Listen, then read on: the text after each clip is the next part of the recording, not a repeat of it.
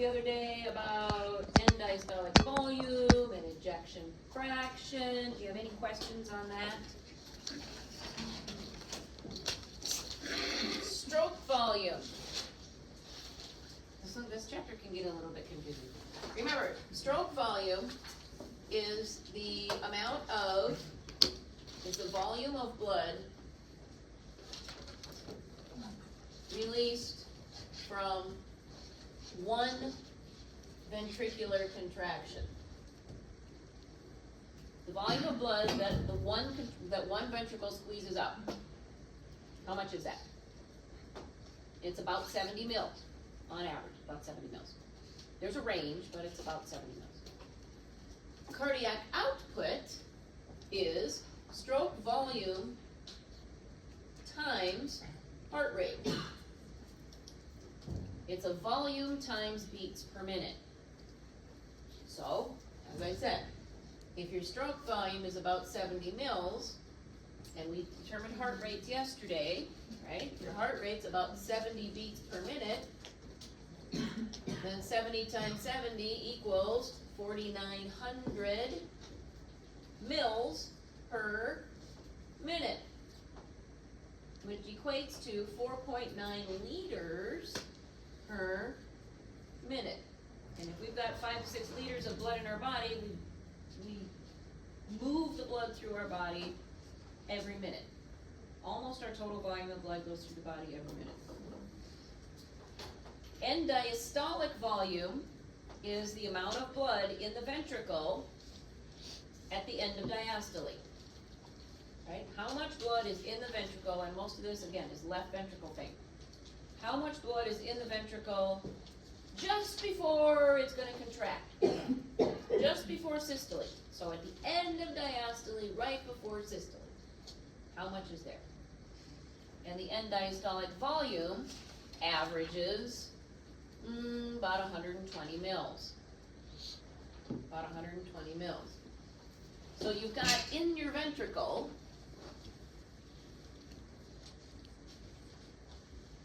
120 mils right before we're going to contract. And if the stroke volume is only 70 mils, we don't squirt out 100% of the blood that's in there. We send out a fraction. And that fraction is your ejection fraction. So the ejection fraction is stroke volume over end diastolic volume.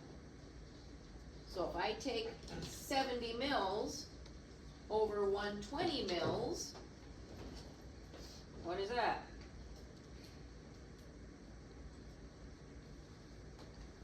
$70 divided by 120, that would be an ejection fraction of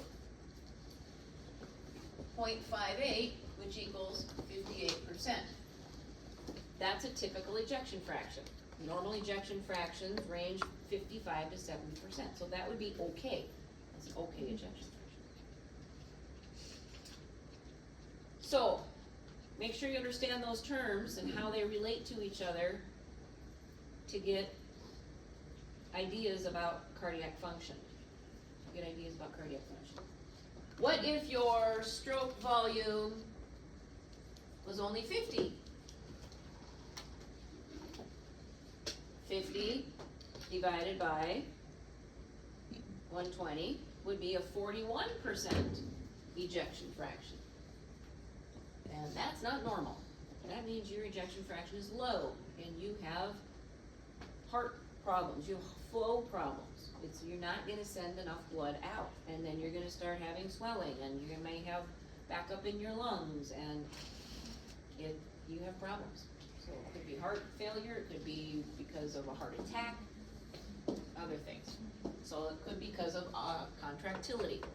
Is your heart not contracting like it's supposed to? It's not contracting like it's supposed to. Okay. If we talked about the lymph system. I think I showed this picture last chapter, right? Lymph system is a vascular system, very much like veins. They're thin, They've got the valves in them, so muscle contractions send blood upward. There's no heart pumping, you know, the volume through there. It's all just pretty much a slow flow because of muscle contraction. As the lymph moves back up towards the heart, so it's going to be dumped back into the bloodstream up here in the chest and then right back into the heart. Then the heart's going to send blood out to the capillaries, and this is where I said capillaries are leaky, so they leak fluid out, and then it's the lymph system that picks it up. So our capillaries are extra leaky, so we leak it out, the lymph system picks it up, sends it right back into the bloodstream, it leaks out, the lymph picks it up, it sends it right back into the bloodstream. And we said over the course of a day, we leak out 3.6 liters of plasma out of the bloodstream every day. And you can't not have 3.6 liters of liquid in your blood. So the lymph system has to send it back. To the bloodstream.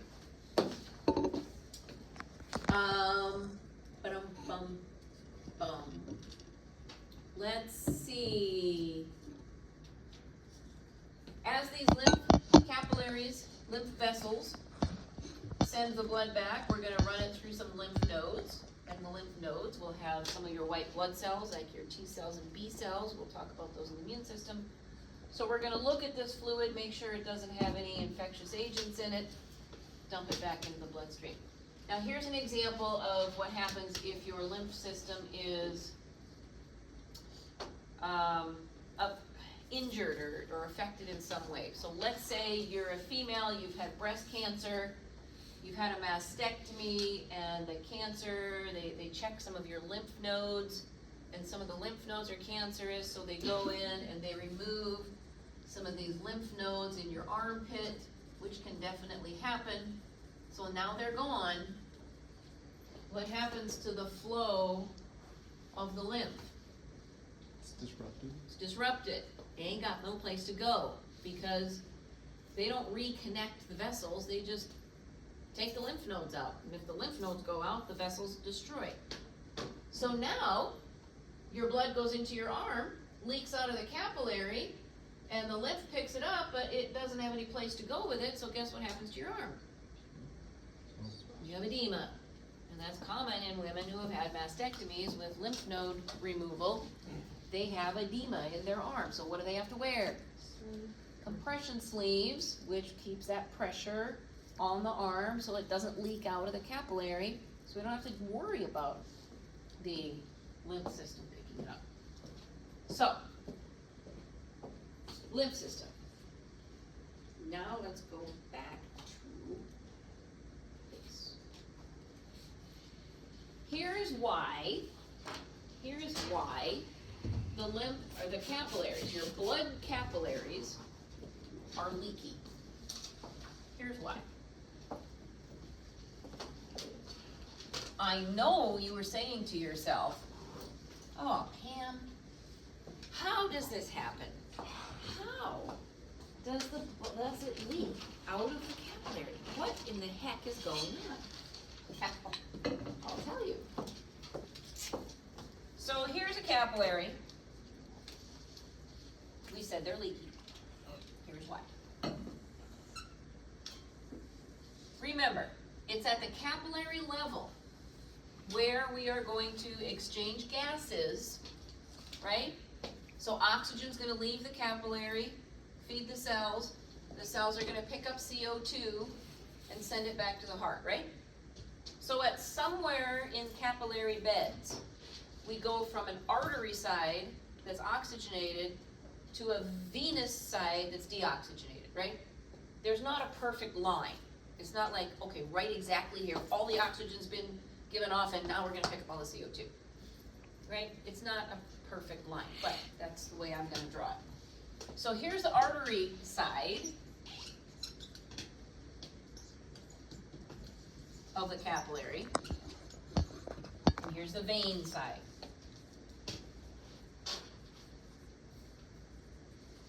of the capillary. Inside our capillary, we got lots of stuff. There's a lot of stuff in here. Besides cells, we've got blood cells, right? We've got nutrients. We've got wastes. We've got proteins. We've got antibodies. We've got lots of stuff in there, right? One of those things that we have inside the capillary, and we mentioned this earlier, are proteins called plasma proteins. And I told you, just remember this. Plasma proteins are made by the liver. And one of the big ones is a protein called albumin. And that lives inside the bloodstream. Albumin, fibrinogen, there's other ones. But albumin's a big one. So we got all this stuff in here. So if you think about osmosis, and you got a bunch of stuff across a membrane, which way does water want to flow? In or out of the capillary?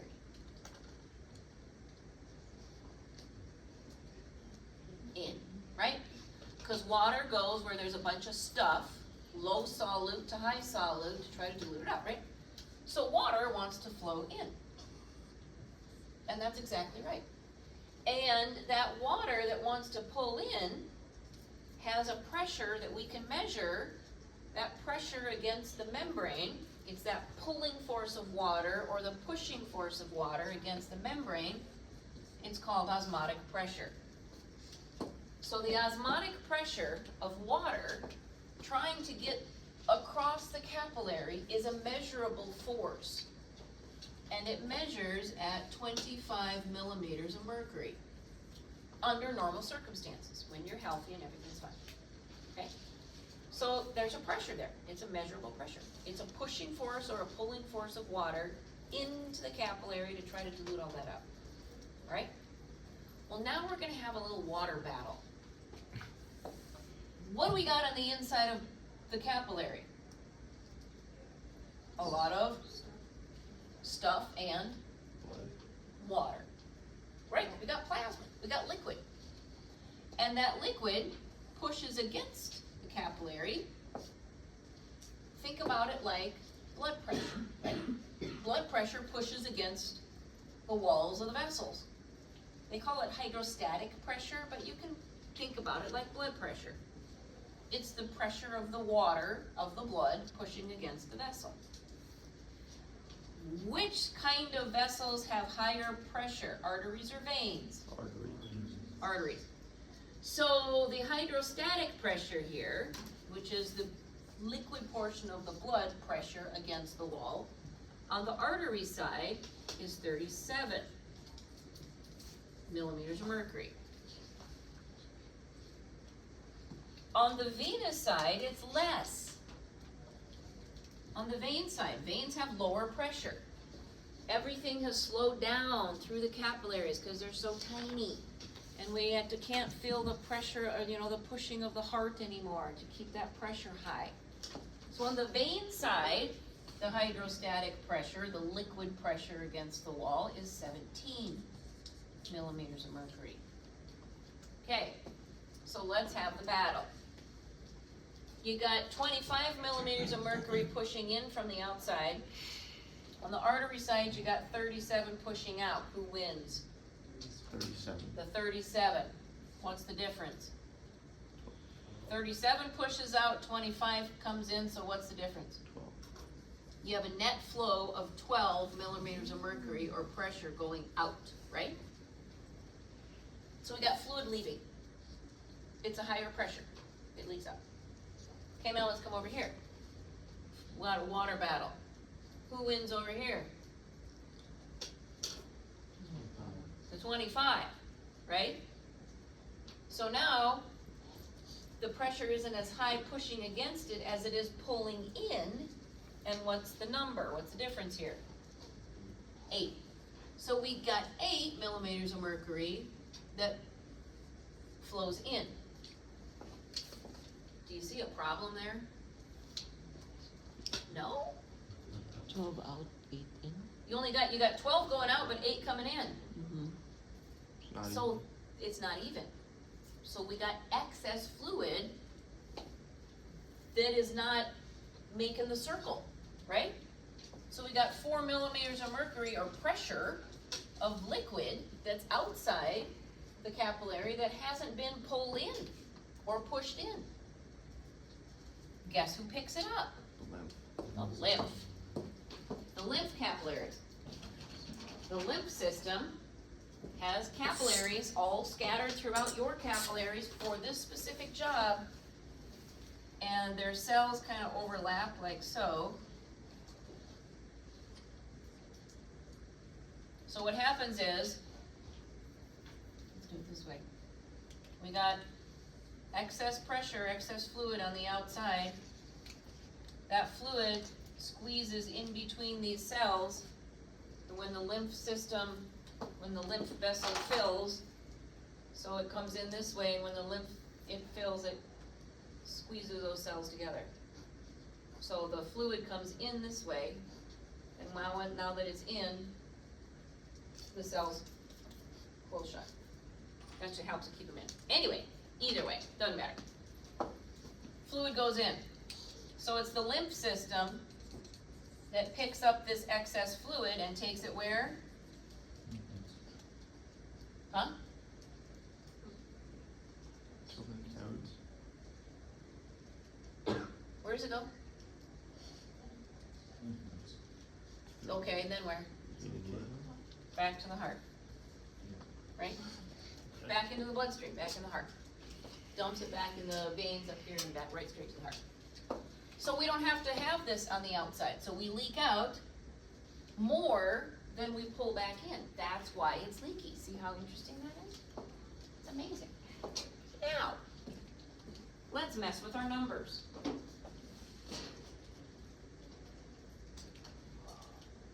This is under homeostatic conditions. This is under healthy conditions.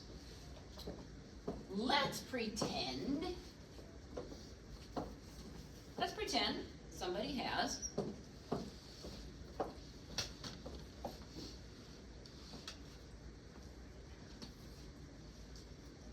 high blood pressure.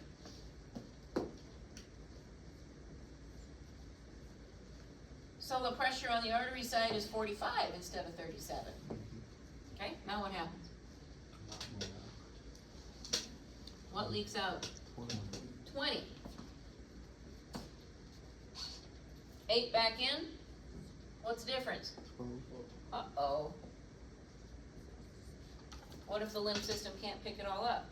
And it builds up. You have edema, right? How about this situation?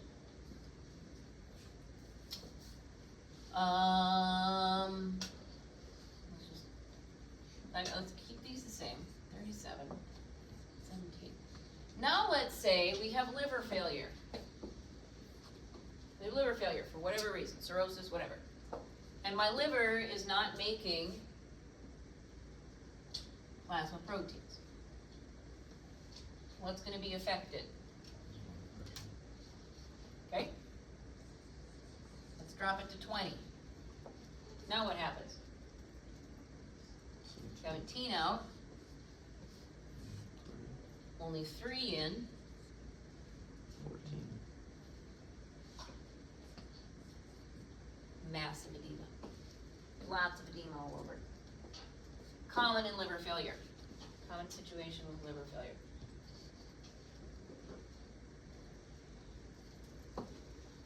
What else? I know there's another one. This slide shows the same thing I just did. Don't worry about this plus or minus 1. Use my numbers. It's kind of sort of the same picture, but use mine. So let's see, what else can we have? Increased blood pressure or a venous obstruction. Okay, well, if we've got a venous obstruction, if you've got a blockage here, then we're not going to pull this, it's not going to go anywhere, right? This pressure's going to be higher, we're not going to pull anything plasma proteins, we talked about that. Obstruction of lymph vessels, we talked about that. So if you've got, you know, your lymph vessels have been cut, or if you've got a big old worm that lives in your lymph vessels, like in some places in like Africa, you've seen those people with big humongous leg, elephantiasis. That's a worm infection, and for whatever reason, those worms like to live in their lymph vessels. So blood goes down to the leg, leaks out, there's no way for it to come up, and it's just massive edema that builds for years.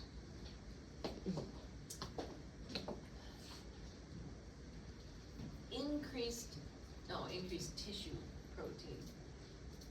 Decreased plasma protein, we talked about that. Tissue protein. Yeah, back here.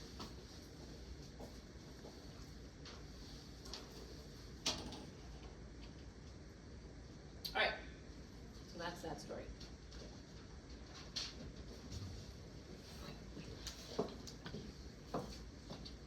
See this slide? Put an X through it.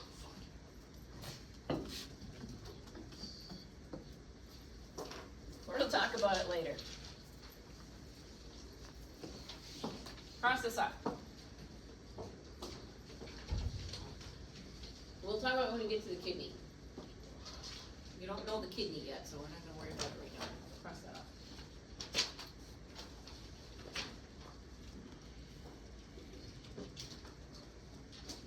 Blood pressure. Blood pressure is regulated by lots of things, but one of the things that regulates blood pressure is something called a baroreceptor.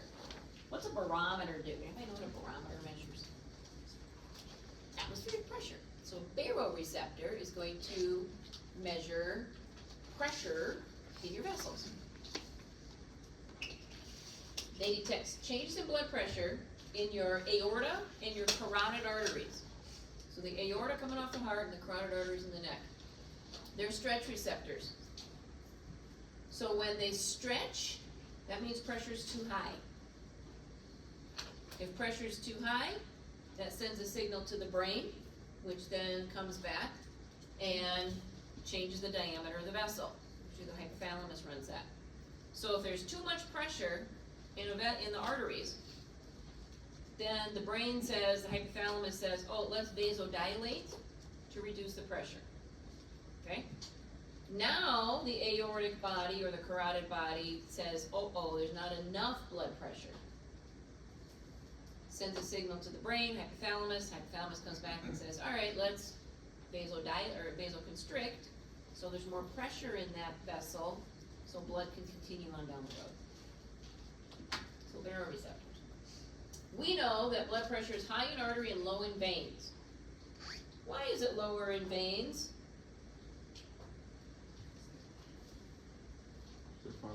Because they're far away from the heart. We talked about that in the second lab yesterday, and I didn't talk about it in the first lab because I didn't hand it back. But a lot of people did not, that wasn't supposed to be a tough question. Your pressure in your veins, and I know we talked about this, is lower. It's not two numbers, it's one number, usually between 16 and 20 millimeters of mercury, like 17. And it's lower because it doesn't have a pump pushing the blood through it. It goes back to the heart because of random muscle contraction, so it's much lower because of that. Anyway, we know about systolic and diastolic pressures. We did that in lab. We know all about that. Systolic is the pressure in the artery when the ventricle is squeezing, so it's higher. Diastolic is the pressure in the artery when the ventricle is relaxed. There's still pressure there.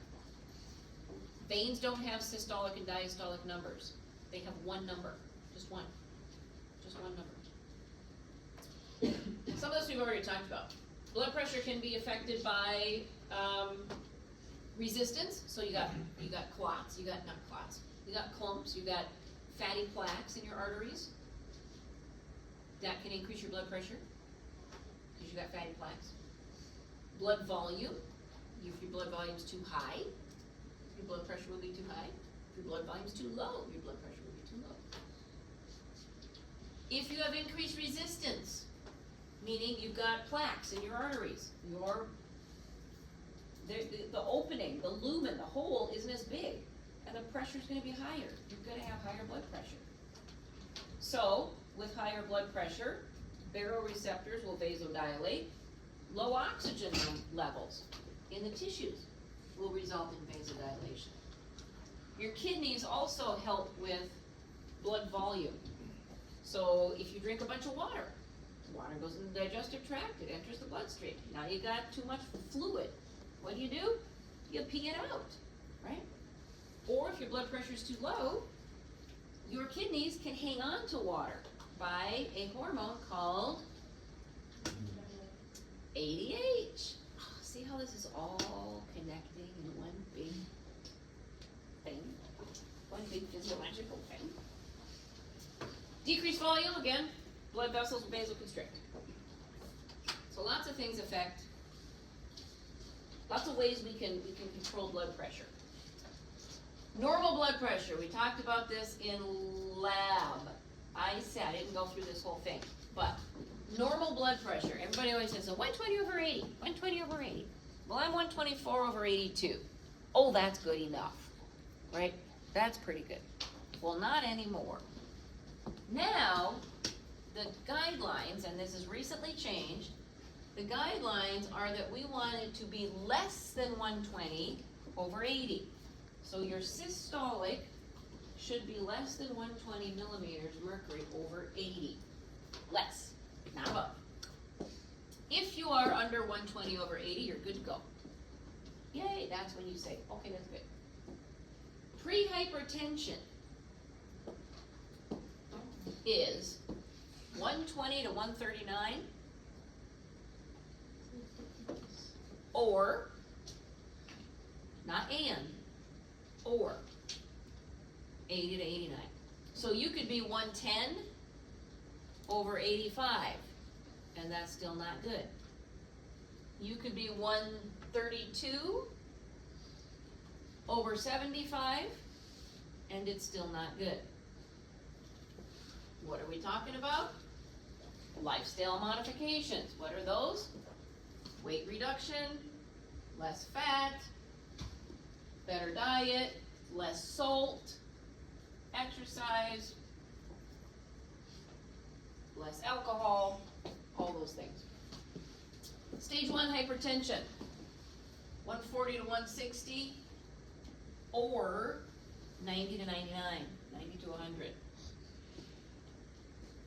Pretty much in this level, they won't necessarily give you any drugs, but by the time you get up here on a consistent basis, probably going to start you on some kind of blood pressure medication like lisinopril or lisinopril plus a diuretic, make you pee out fluid. We'll talk about the different drugs here. Stage 2 hypertension, 160 or greater, or greater than 100. Now notice, these are not ands. It's not, you have to have both before you're in the category. It's one or the other can be high. Again, we're going to have you modify your lifestyle and probably put you on a blood pressure medication. So these are relatively new guidelines. I think they came out less than 10 years ago.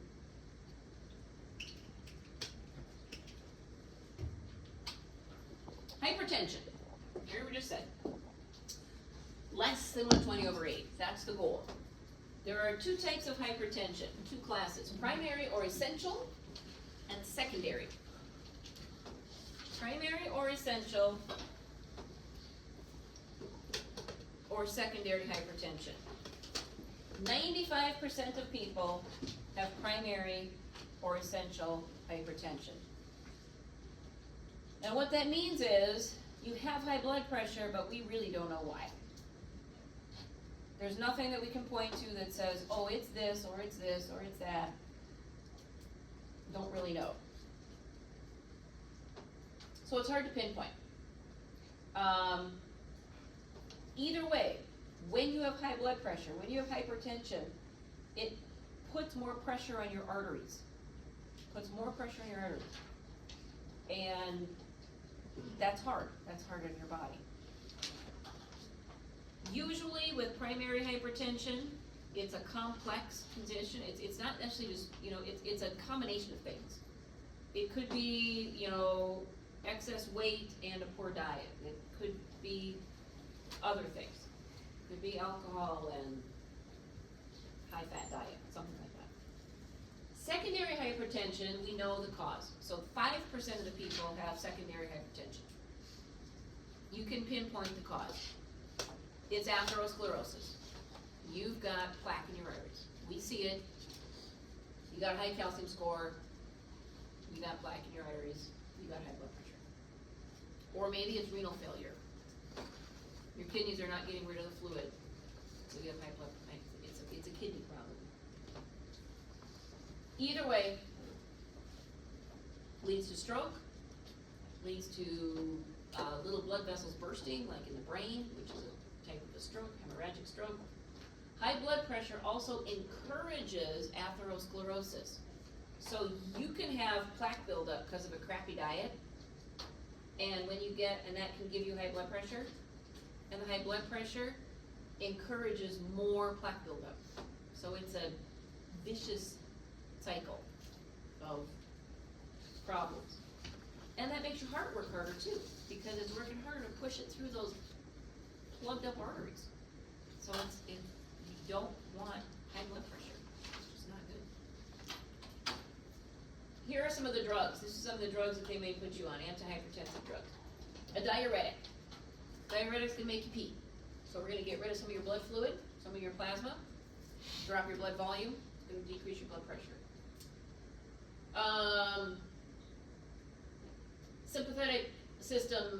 Sympathetic nervous system inhibitors. So it decreases basically epinephrine kind of reactions, right?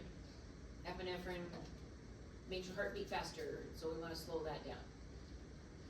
Vasodilators.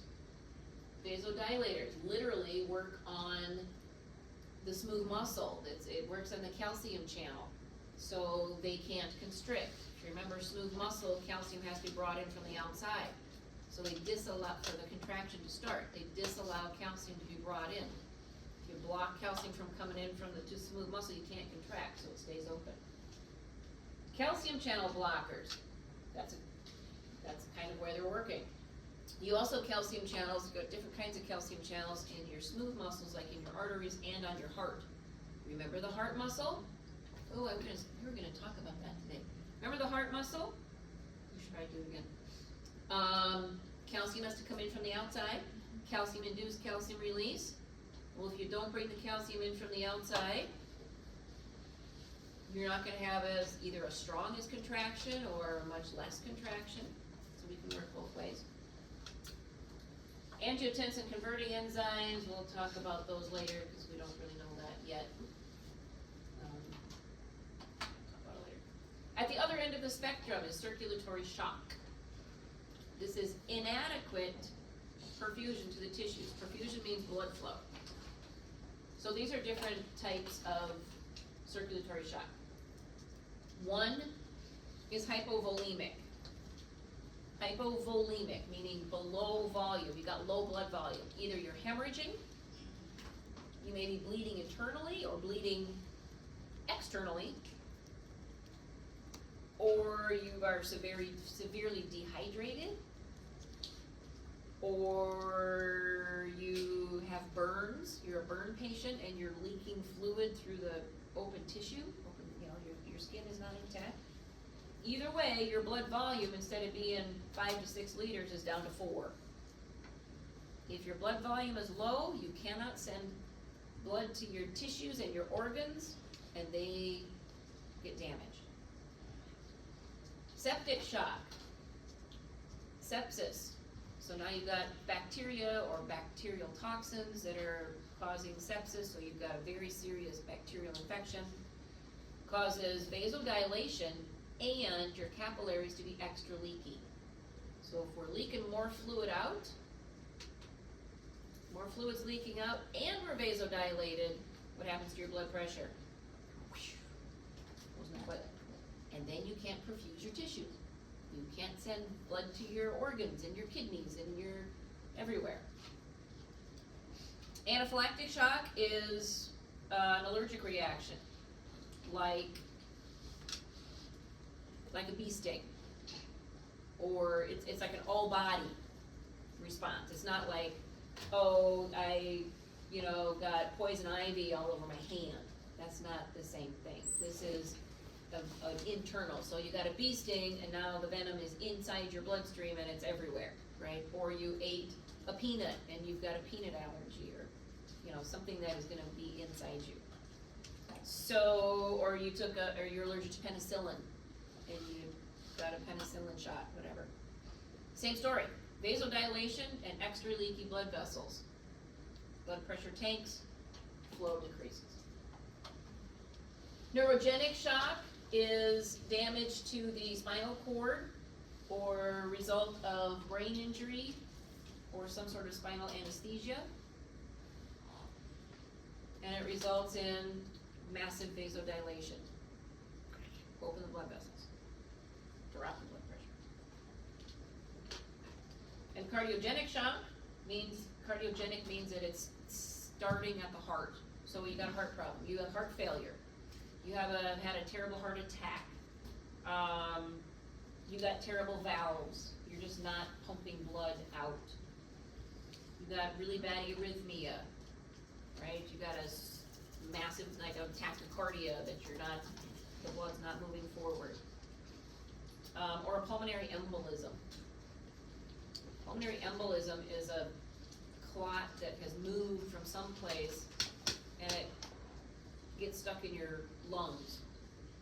And if you send blood to the lungs, but if you can't send blood back to the heart, guess what? It ain't gonna go into the body. So pulmonary embolisms can be very, very, very serious as well.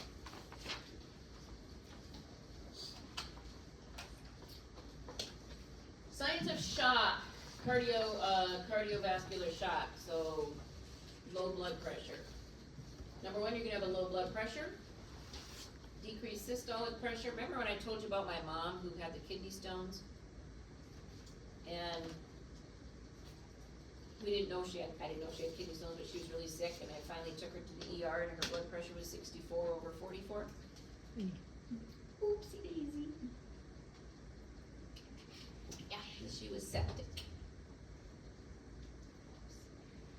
Always take vitals. Just take vitals.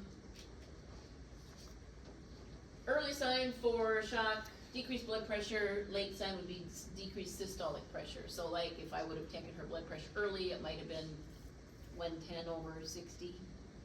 Okay, it's low, but that's not terrible. By the time we took it, it was her systolic was 64, so yeah, that was a problem. Early sign for urine output, decreased sodium concentration. Well, I'm certainly not testing that. But then I'm sure she wasn't urinating at all by the end of the day. pH, early sign is actually alkalosis, and a late sign is acidosis. We'll talk about how those can come on to play in another chapter. And then of course, perfusion, early sign, warm, dry skin, but late sign is cold, clammy.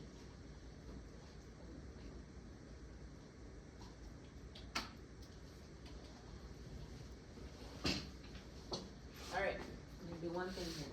Two things, we got two things to do.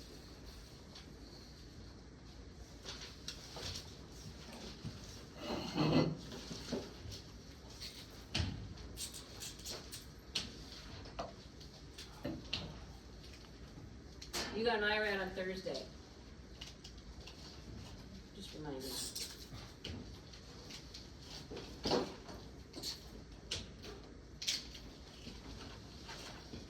Yep, we're doing it again.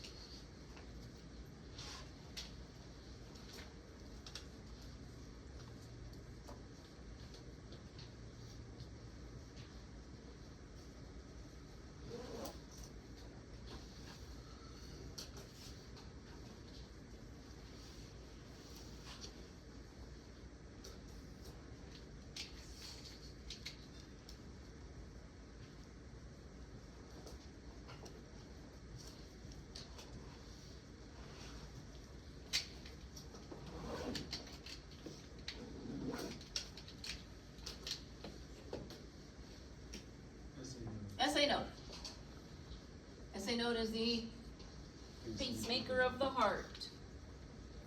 What is this cell? Heart cell. What are these? What's this? What's it store? What are these? What do they do? What are these? What do they do? That's the passage through, right? Green, the zigzaggies. Green going this way. Actin, orange. Purple. Myosin, what's this structure called? What's this? Myofibro, okay. What's the resting membrane potential of my heart cell? What's the resting membrane potential of my SA node? Okay, how do we start an impulse? What happens first? In my SA node, I've got leaky sodium channels. Which way is sodium gonna leak? In. Sodium comes in. What's that do to my resting membrane potential? Depolarize to minus 40. What happens at minus 40? Reaction potential, and what are we gonna open? Voltage gated sodium channel. So tons of sodium's gonna come in now, and then where does it go? How does it get through the heart to the heart cell?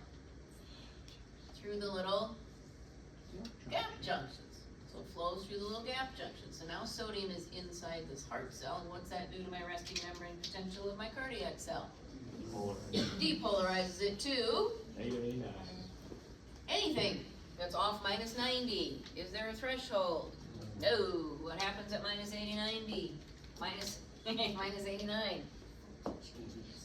We open up our voltage gated sodium channels all over the place, and sodium comes pouring in. And what's that do to my minus 89? Rapid depolarization. That rapid depolarization is going to open up a certain type of channel on the cell membrane called a calcium channel. And when does that open? Minus 40-ish, right? I don't have an exact number for that, but somewhere in minus 30 to minus 40. Which way is calcium going to go? Flow in from the outside, so calcium comes in. What does it do then?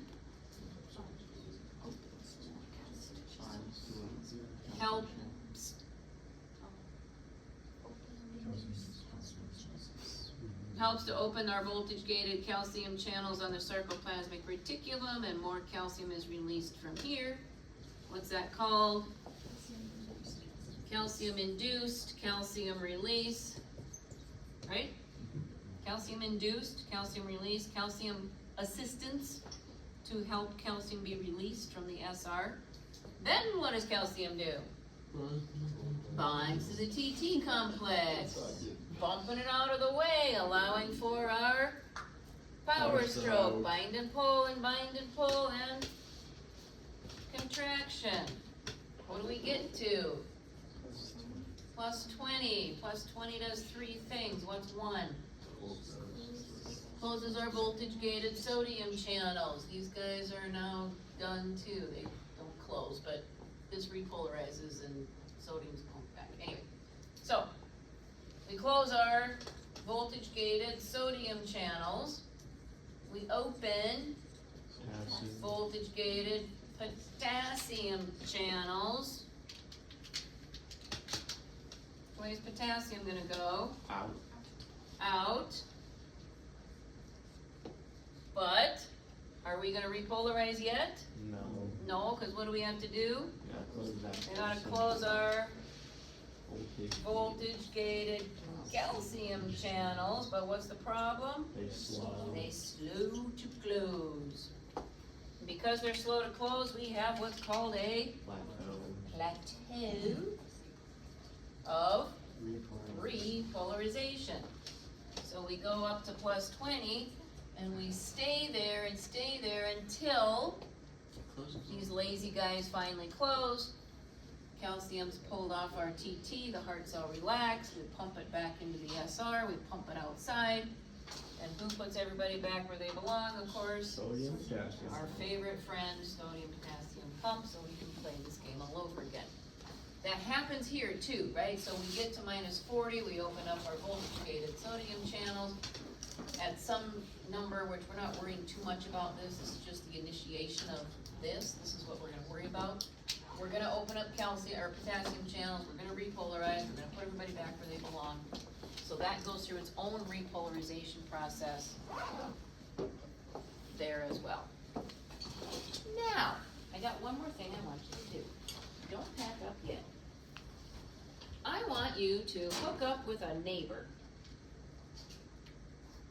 A what? A neighbor. I want to find a partner, a neighbor, a friend, Okay. somebody sitting near you.